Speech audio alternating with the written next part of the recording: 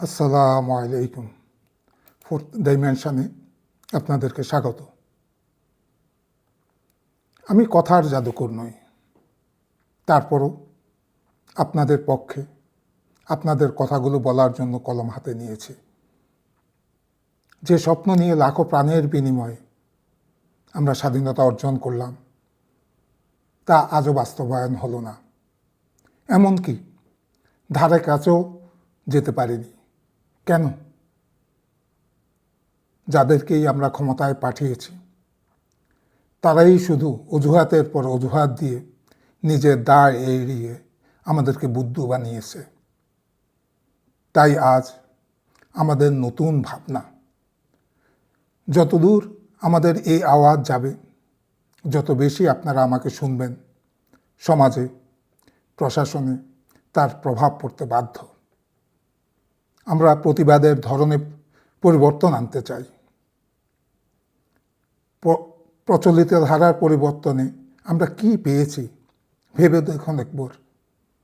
মারধর নীতির রাজনীতিতে আমরা শুধুই ব্যবহৃত হয়েছি। একে সরাও, ওকে হটাও, একে মারো, ওকে মারো। আমাদের এ লড়াই রাজনীতিকে সঠিক পথে নিয়ে আসার লড়াই, ক্ষমতা হাত বদলের লড়াই নয়। একটি কথা প্রায়শই আমরা শুনে থাকি, বলেও থাকি, কথায় আপনার যুক্তি আছে, কিন্তু রাজনীতি তো এভাবে চলে না। অর্থাৎ রাজনীতি করতে হলে আমাদেরকে অনৈতিক হতে হবে। অথচ রাজনীতি একটি মহান কাজ, দেশের উন্নয়নে, মানব কল্যাণে কাজ করবেন। আল্লাহ কোরআনে বলেন, তোমরা সত্যকে দিয়ে মিথ্যাকে মোকাবেলা করো। কিন্তু বাস্তবে আমরা কি করছি, কি হচ্ছে তার উল্টাটা। কারণ কি? কখনো নিজেকে প্রশ্ন করেছেন? যারা আমাদের মননে এই অনৈতিকতা গেঁথে দিচ্ছেন তারা কারা? তারা নয় কি যারা অনৈতিকভাবে আমাদেরকে বঞ্চিত করতেছে, আমাদেরকে শোষণ করছে, আমাদের উন্নয়নের কথা বলে নিজেদের উন্নয়নের কাজে ব্যস্ত, জনগণকে কথার ফুল ঝুড়িতে বিমোহিত করে আমাদের রাষ্ট্রীয় বাজেট কত, সেটা সমহারে বন্টন হলে এবং উন্নয়ন কাজে ব্যবহার হলে আর কি লাগে? আমাদের ভিক্ষা করতে হয়?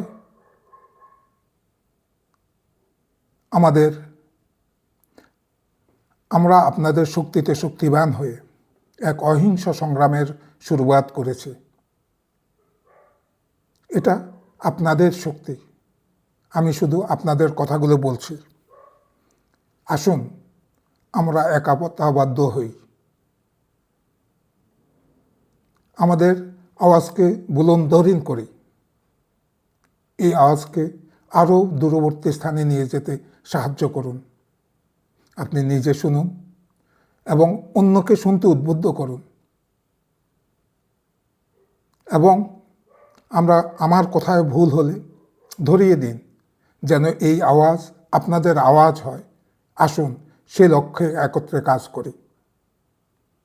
এ রাস্তা একটু লম্বা বটে, তবে এটি দৃঢ়ভাবে বিশ্বাস করি তাতে দেশের মঙ্গল বই ক্ষতি হবে না।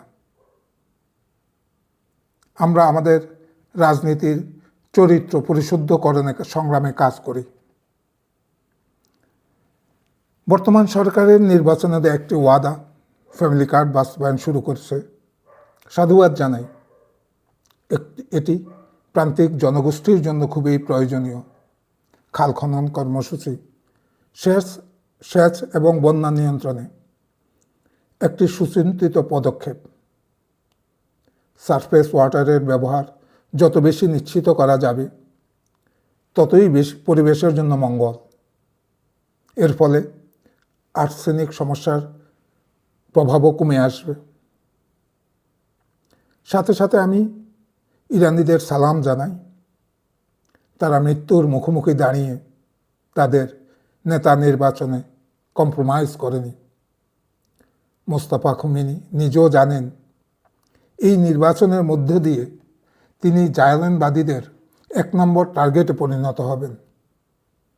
তাতেও তিনি নেতৃত্ব গ্রহণে পিছপা হননি। জায়নবাদীদের আক্রমণে তার বাবা, তার মা, স্ত্রী, সন্তান শাহাদাত বরণ করেছে। দেশের জন্য, দেশের মানুষের জন্য, দেশের সার্বভৌমত্বের জন্য এমন সাহসী নেতৃত্ব ইতিহাসে সম্মানের সাথে উচ্চারিত হবে। ইরানের জন্য দোয়া রইল, আল্লাহ তাদের হেফাজত করুন। আজকের আলোচনায় সরকারের সফলতার জন্য দোয়া করছি, আশা করছি। পরবর্তী আলোচনায় কিছু নৈতিক নির্দেশনা নিয়ে কথা বলবো।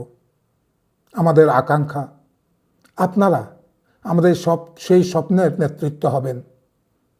এখনো আপনারা মানুষের আস্থার স্থানে পৌঁছাতে পারেননি, সেগুলো নিয়ে পরে কথা বলবো। সবাইকে ধন্যবাদ, ভালো থাকবেন।